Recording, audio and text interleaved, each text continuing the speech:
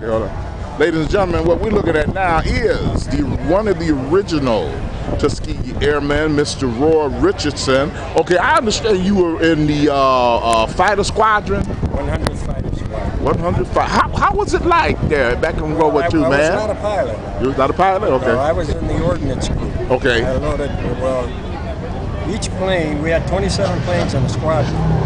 Each plane had 10 to 12 men to service that plane every time it came back. Okay. And the plane belonged to us. It didn't belong to the pilot. The only thing he did was fly it. Okay. But we tell him in a minute, you bring this plane back just like you left here. and the pilot would never argue with the crew chief. The crew chief was in charge of all of us. You'd never find a pilot to argue with his crew chief.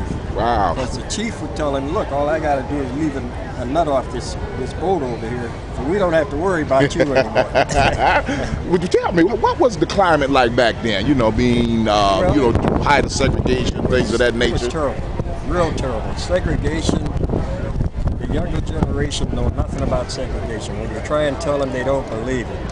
There's places right here in Cleveland, restaurants downtown here, and not only downtown, all over the city. And it got to the point where segregation in the service, after the integration, I got transferred to Smoky Hills Air Base in Salina, Kansas. Okay. And when I got out there, I was the only black in the group. And they just didn't want any blacks in there. I get ready to go to bed at night, and they'd soak the mattress with water. You have to sleep on the floor. I can laugh about it now. I'm sure back then, you know, you really didn't appreciate that. But I would like to say thank you for all that you all have done. Well, let me tell you, back then, coming out of the Depression, there were no jobs. Everybody was poor. And when you come out of school, the best thing you can do is join the service. We got 3 meals a day, a roof over our head, and $21 a month. And out of that $21 a month, I mailed $10 back here to my mother to help take care of the family. Wow. You know, that's what my uncle did. He served in the Air Force. He lives in Fort Walton Beach, Florida. And what he did, when he went off to the service, he mailed money back to my grandfather.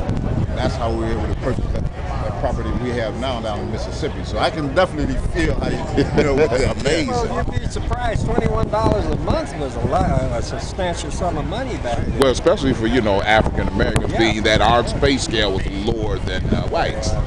I don't know. I enjoyed. I thought I could stay retired. And down south there at that time of the century, it's just out of the question. And they didn't need all this personnel anyway. After the war, they kicked everybody out. Wow. All that they could, because they were trying to reduce the manpower. Right, exactly. And they didn't need you anymore.